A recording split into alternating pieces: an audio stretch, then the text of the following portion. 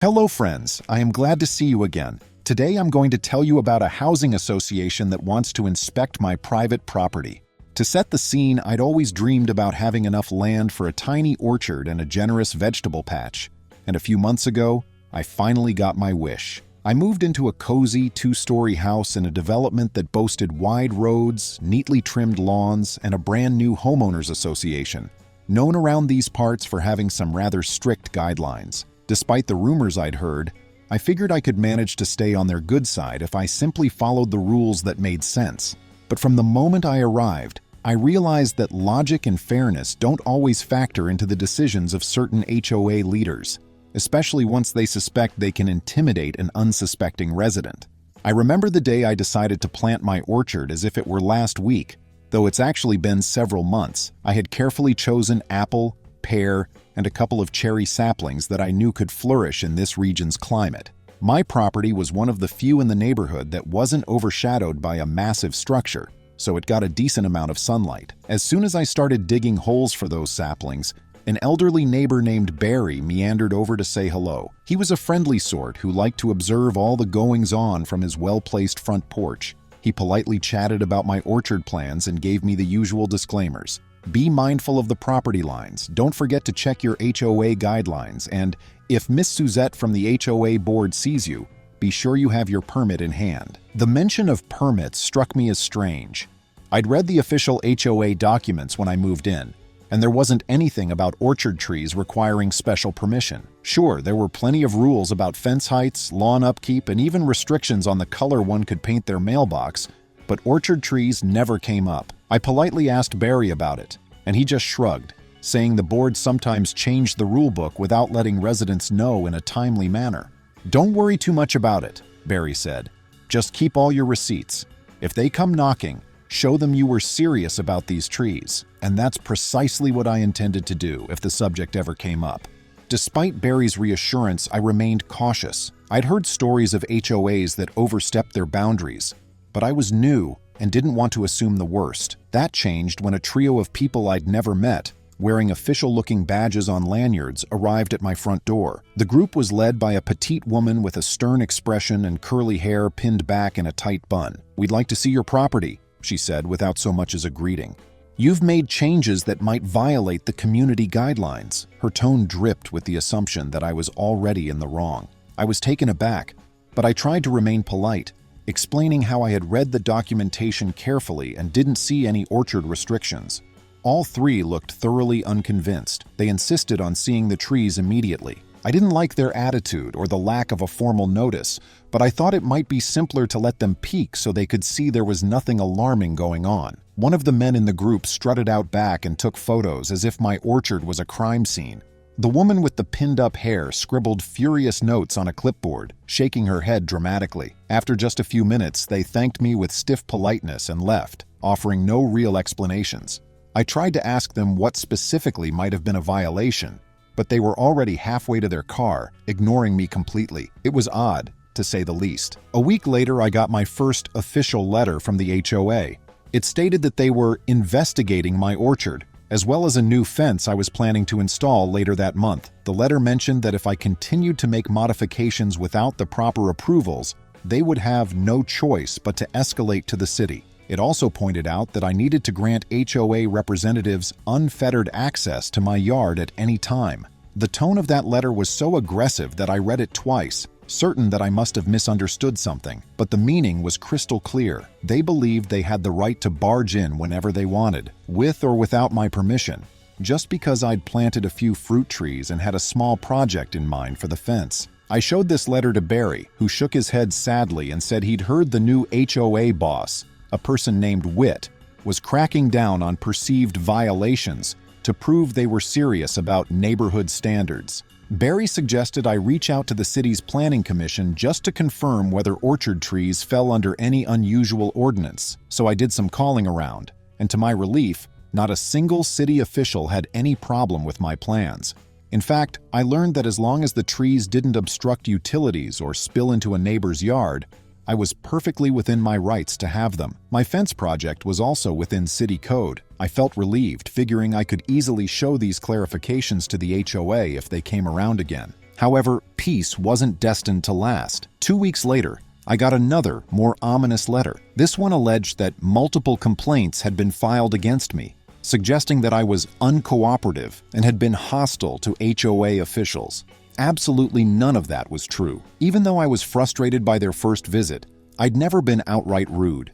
I had complied to the best of my ability, letting them into my yard once. The letter demanded that I grant them unrestricted inspection access at the next available opportunity or face appropriate repercussions, which included fines and potential legal action. The language was terrifying, especially for someone relatively new to the area. I felt blindsided and vulnerable, but I'm not the type to be bullied. I wrote back explaining that I was cooperating and that I saw no legitimate basis for their demands. I attached the documents from the city's planning commission. I also politely requested that any further inspections be conducted during normal working hours and with at least 24 hours notice. I didn't think that was an unreasonable stance. This was my home, after all, not a commercial property open to the public. If they wanted to see something, they could knock, and I'd let them in if they had an actual reason to be there. About a week after I mailed that letter, a fresh storm of drama erupted.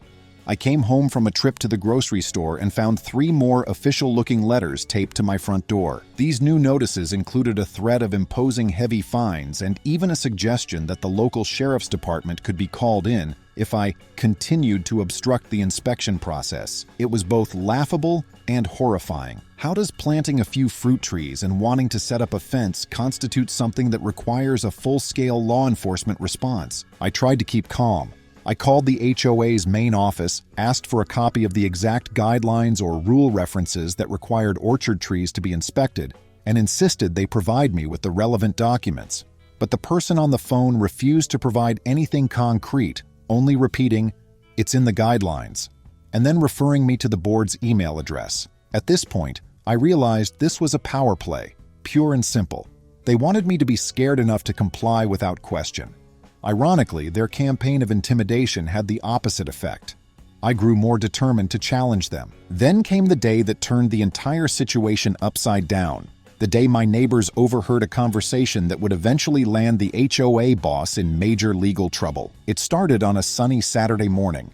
I'd barely settled in with my coffee when I heard an authoritative knock on the front door. Standing there in a rather tense formation were Whit, the newly appointed HOA president, the same curly-haired woman from before, now introduced as Brenna, the vice president, and a tall man who didn't offer his name but wore an HOA badge. The moment I opened the door, Whit pushed a typed document toward me. "We're here to inform you that the association has the right to inspect your property, and refusal to let us do so today will lead to immediate consequences," he announced with a smug grin. I glanced at the document. It was a rehash of the same threats I'd been receiving, but in an even more aggressive tone. I calmly explained that I wasn't refusing an inspection. I just wanted 24-hour notice. I pointed to the city code that said I had the right to privacy. Whit let out this derisive snort. "City code doesn't override the HOA's bylaws," he declared. "And you know what happens if you don't comply, right?" He paused dramatically. "We'll call the officers. We have them on speed dial, and they'll come and arrest you for trespassing on your own land." My stomach turned. Of all the bullying tactics I'd heard, this was the most blatantly ridiculous. "Arrest me for trespassing on my own property?" I repeated, genuinely bewildered. Whit folded his arms. "We know exactly how to interpret the guidelines, and we have no problem involving the authorities to enforce them." He had an air of someone who thought he was above the law, or at least someone who believed the average resident wouldn't dare challenge him. I had no idea at the time how far Whit would take this charade, but I knew it was time to stand my ground firmly. "You can't just waltz in without notice," I said. "If you want to check something, I need a written request that specifies exactly what you're inspecting, and a time frame that works for both sides." I also told them I had city confirmation that my orchard didn't require any additional permits. Whit waved off my points as if they were nothing. He repeated his threat one last time, in a voice dripping with condescension. "You have 24 hours to let us in, or we'll come back with the authorities and they'll march you off your property in handcuffs." That's when I heard something rustling behind my fence. My yard backs up to a neat clearing where a few neighbors frequently walk their dogs or gather for lunch. Apparently, 3 of them, friends of Barry, though I didn't know them well at the time, were having a late breakfast or early lunch get-together. and had overheard the entire conversation. I didn't know they were there until I heard a voice call out, "Are these people threatening you with arrest for not letting them snoop around your yard?" One neighbor popped her head over the fence, looking absolutely bewildered by the brazen threats. Whit's eyes bulged. He looked furious that other residents had witnessed his behavior. Brenna, the vice president, tried to smooth things over by putting on a fake smile, insisting that this was just a misunderstanding.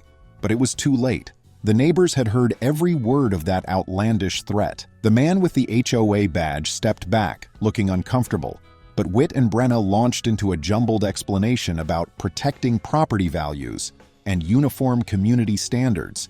It was painfully obvious they were struggling to justify threatening someone with arrest. The neighbors didn't buy a single syllable of it. The group from the HOA eventually stalked off, leaving me shaken but also weirdly relieved that others now knew how extreme these tactics had become. A short while later, the neighbors who had overheard everything rang my doorbell. They introduced themselves as Darlene, Mabel, and Tyler. They apologized for eavesdropping but said they'd been caught off guard by Whit's loud voice and the nature of the threats. "We've seen a lot of questionable stuff from the HOA lately," Mabel said. But that was the worst. Tyler, a quiet but sharp-eyed individual, admitted he'd whipped out his phone to record audio as soon as he realized the conversation was turning hostile.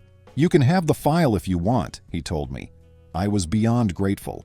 Proof of the HOA's intimidation could be a lifesaver if they decided to escalate matters. That audio turned out to be more crucial than we knew. Over the next few days, I started noticing other residents stepping forward with their own stories of harassment by HOA officials. It was almost like a dam had broken.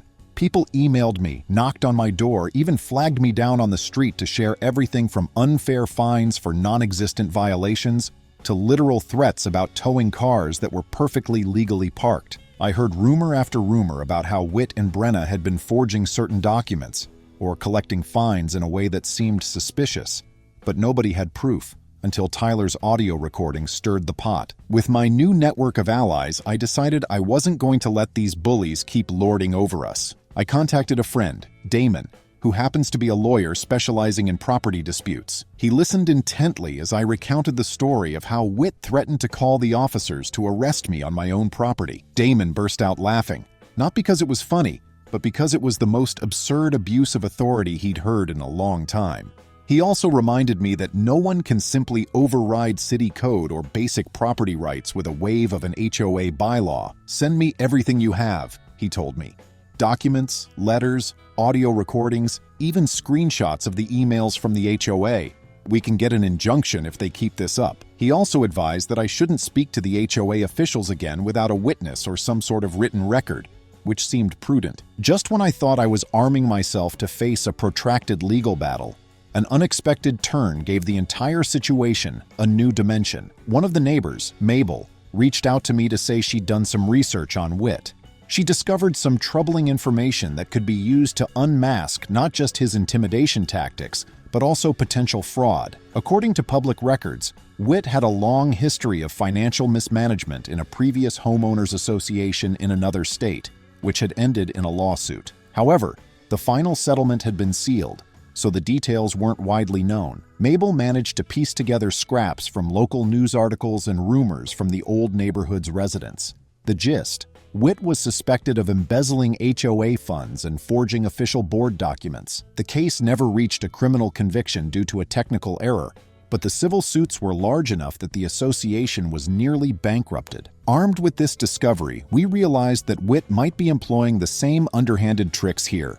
He'd manage the finances, threaten or bully residents to cover up any glaring questions about budgets or expenditures, and rely on intimidation to keep folks silent. It was a pattern I found disturbingly plausible, given my experiences and the stories from my neighbors. From that point on, our strategy shifted from simple self-defense to active investigation. We needed to figure out if Whit was pocketing money from fines or altering official HOA documents. If so, not only would that be grounds to remove him from the board, but it might also constitute serious criminal charges.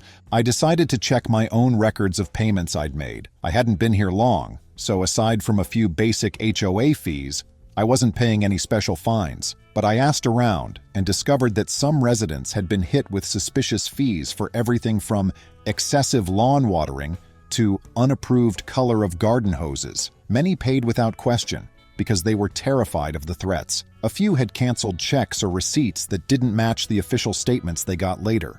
One or two noticed their payments were never even recorded. It looked like a total mess. Meanwhile, Damon suggested we compile a solid dossier and approach local law enforcement directly, as well as notify the rest of the board. Not all board members were as heavy-handed as Witt or Brenna.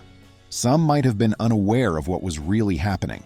Before we could do that, though, Witt and Brenna struck back. They put up flyers in the neighborhood claiming there was organized troublemaking being led by certain individuals, most likely me, who refused to comply with routine inspections and were encouraging anarchy. It warned of dire consequences if the community didn't stay unified. The whole thing read like an old-fashioned propaganda piece, full of scare tactics. Instead of rallying the neighborhood against me, it only made more people realize how ridiculous and draconian the HOA leadership had become. The final blow arrived on a weekend morning when 2 police cruisers actually showed up at my house. My heart dropped, but I also felt a surge of righteous indignation. Had Witt really called law enforcement? Turned out, yes, but the officers themselves seemed perplexed as soon as they arrived. They explained that the HOA had made a complaint, stating I was willfully blocking mandated community inspections and posing a risk to property values. When I calmly showed the officers the city code, the letters from the Planning Commission,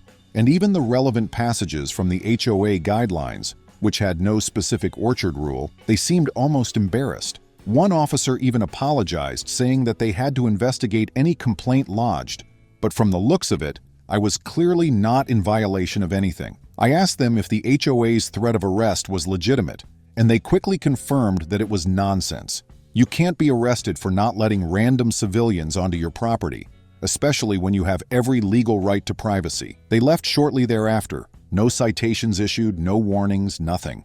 At that point, I was livid. I called Damon immediately and told him the HOA had wasted police resources.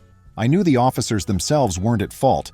They were just doing their job, but Witt had crossed a line by falsely filing a complaint. Damon decided it was time to submit our evidence to the local sheriff's department. We gathered everything: Tyler's audio file, the suspicious fines and checks, the overheard threats, statements from neighbors, and the flyer that basically incited fear. Damon wrote up a detailed letter explaining how Witt was abusing his position, including the possibility that he might be funneling money somewhere it didn't belong. I wasn't privy to all the behind-the-scenes details, but I know that the sheriff's department took our file seriously. They reached out to other residents. They also obtained some of the HOA's financial records, perhaps through official channels or by requesting them from other board members, and started noticing glaring irregularities. By then, quite a few neighbors were cooperating, providing canceled checks and evidence of fines that didn't appear in the official ledger.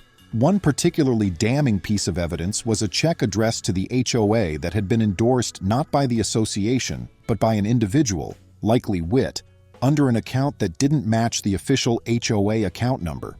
It wasn't conclusive proof of embezzlement right away, but it sure painted a suspicious picture. All the while, Witt and Brenna continued acting as though everything was business as usual. They sent out another letter demanding mandatory compliance for backyard inspections, referencing a non-existent bylaw that supposedly allowed them to enter any property if visual confirmation wasn't sufficient. Clearly, they were doubling down on the intimidation. Little did they know, the law was about to close in on them. The sheriff's department had apparently found enough evidence to at least detain Witt for questioning. Word spread quickly around the neighborhood that 2 detectives, flanked by uniformed officers, arrived at Witt's place early one morning. Mabel, who lived just a few houses down, witnessed the entire thing.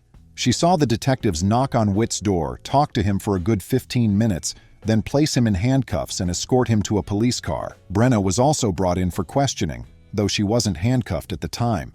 Rumor had it that she was cooperating with authorities to reduce her own liability, or perhaps because she realized she'd been an accomplice to wrongdoing that went far beyond a minor rules violation. The buzz in the community was almost overwhelming.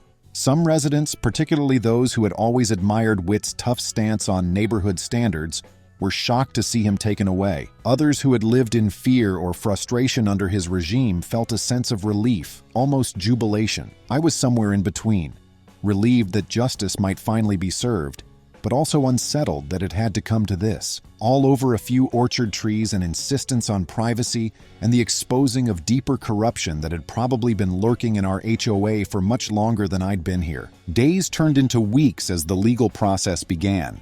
We learned that Witt was formally charged with multiple counts, including fraud, misappropriation of funds, and filing a false police report. The false police report stemmed from that day he actually called the officers to my house without legitimate grounds. Brenna faced lesser charges and cooperated with the prosecution, confirming that Witt had directed her to doctor certain documents and threaten residents with legal action or arrest. The story spread through local news outlets, though they never mentioned specifics about orchard trees or my personal case. Instead, they focused on the general scandal that the HOA boss had been involved in suspicious financial dealings and intimidation tactics. In the aftermath, the HOA board went into crisis mode. Remaining members started damage control, promising transparency and an immediate audit of the association's finances. I received a formal apology from the interim HOA president, a quiet man named Gordon who seemed genuinely upset about what had happened. He assured me that no further attempts would be made to inspect my orchard without following the proper protocols, and that any orchard trees in good faith compliance with city rules were absolutely permissible. A new set of guidelines was drafted that laid out in clear terms what the HOA could and could not do. One of the key changes was a requirement that all inspections must be pre-scheduled, with explicit written reasons given in advance. No more random drop-ins, no more vague threats. Most of us in the community felt a giant weight lift from our shoulders. There would be no more worry about opening your door and finding an angry board member with a clipboard. There would be no more bizarre fines for innocuous things like a garden hose's color or the height of your mailbox. While some might argue that living without an HOA could have spared us all this trouble, others recognize that a well-run HOA can be beneficial, just not one run by opportunistic tyrants who view the rulebook as their personal weapon. I'd be lying if I said I didn't still feel a twinge of anxiety every time a letter from the HOA arrives in my mailbox. Old habits die hard, but now those letters are mostly standard newsletters about community events or reminders to keep driveways clear during the winter months. It's a normalcy I'd never experienced here until Witt was removed. My little orchard has grown nicely, producing small but tasty fruit. More importantly, it's a daily reminder to me of the stand I took and the difference it made.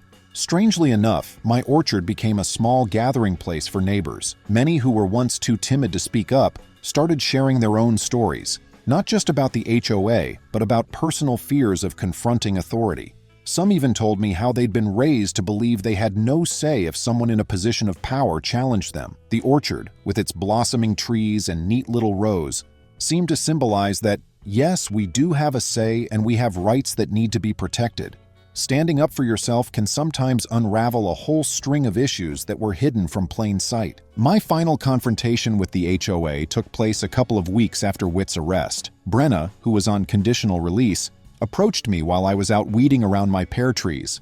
She looked tired and apologetic. She explained that she'd been swept up in Witt's scheme, initially just doing what she was told, but it spiraled out of control. "I'm sorry," she said quietly. "I hope you can accept my apology." I told her that while I appreciated her coming forward, trust wasn't going to be rebuilt overnight. She nodded in understanding. In truth, I do believe she was remorseful, but the harm she helped cause can't be undone simply by saying sorry. Maybe in time the community will heal and she'll have a chance to rebuild her reputation. Before this ordeal, I'd never considered myself particularly rebellious or confrontational, but there's a saying that resonates with me now. Sometimes you just have to say no to a bully. If they threaten you with consequences that make no legal sense, call them on their bluff. And if they escalate, get the proper authorities involved. The law exists to protect us from exactly these kinds of abuses. The HOA was never meant to be some tyrannical body. It's a collective organization that should be working for, not against, the best interest of the neighborhood. If more people stood their ground, folks like Witt would find it harder to flourish in the first place. As the seasons passed, my orchard continued to thrive. The apple trees produced a modest crop, and the pears were surprisingly sweet. Neighbors, including the three who had overheard Whit's threats that fateful day, frequently stopped by for a piece of fruit or a friendly chat. Barry, the kindly older man who first warned me to keep my receipts, even helped me learn how to prune the branches for a healthier yield next year. Every so often, conversation drifts back to the days when Whit was in power. But mostly we talk about how things have improved. No more hidden cameras, no more bogus fines, no more dreaded knocks at the door. It's almost quaint to think how quickly peace was restored once the main source of intimidation was removed. In the end, Whit ended up facing trial. While I was never asked to testify, Tyler did end up handing over his audio recording as evidence, and others gave statements about threatened arrests and random fines. The general consensus is that Whit won't be walking free anytime soon, but since I never visited the courthouse to see the proceedings, I only know what the local news reported. I did see a short article stating that he was found guilty on several counts, including misappropriation of funds, fraud, and possibly forging documents. Whether he'll spend a significant amount of time in jail is for the judge to decide, but the fact that he's now held accountable is enough closure for me. Through this journey, I learned a great deal. I learned that even in quiet, manicured communities, serious injustices can lurk under the surface. I learned that an organization established to serve residents can be manipulated by power-hungry individuals who think they can rewrite the rules to their liking. But I also learned that standing up for one's rights, especially with the support of neighbors and friends, can expose wrongdoing and set things right. It didn't come without stress or conflict, but the outcome was more than worth it. I won't pretend it was easy. My nerves were frayed more than once, but the orchard and the sense of justice keep me grounded. Nowadays, I host small gatherings in my yard. Darlene, Mabel, and Tyler are regulars. Barry comes by when his arthritic knees allow. We chat under the shade of apple branches, enjoying the breeze and the scent of earth. Tyler jokes that the orchard is the perfect place for neighbors to conspire against any future bullies who might dare to show up. We laugh, of course, but I suspect none of us would let another power-grabbing bully just walk all over this community. We've seen firsthand what a collective stand can accomplish, and it's a lesson that won't soon be forgotten. I never set out to be a whistleblower or a local hero. All I wanted was to enjoy my orchard, set up a nice fence, and live peacefully. But when threatened with arrest in my own backyard, I realized I had no choice but to fight back. That fight revealed a far-reaching scheme that affected many unsuspecting neighbors, some of whom might still be paying fraudulent fines if not for one defiant stand and a few open ears behind the fence. If there's one piece of advice I'd pass on to others finding themselves in similar HOA nightmares, it's this: document everything, know your rights, and never, ever cave in to intimidation. When the bullies realize you're not alone, they lose a lot of their power. As for me, life's far more tranquil now and the orchard is flourishing. My fence project was finally approved through a straightforward process, handled by the newly reformed HOA board with no drama whatsoever. I installed a sturdy, attractive wooden fence that keeps my orchard private and secure. Occasionally, I still notice the silhouette of a curious passerby peering in, probably wondering if the orchard rumors they've heard are true. I usually smile, wave politely, and get back to tending my trees. It's satisfying to remember that only a short while ago, a tyrant tried to snatch away my right to enjoy this little patch of earth. He ended up behind bars for his troubles. Friends, thank you. See you soon.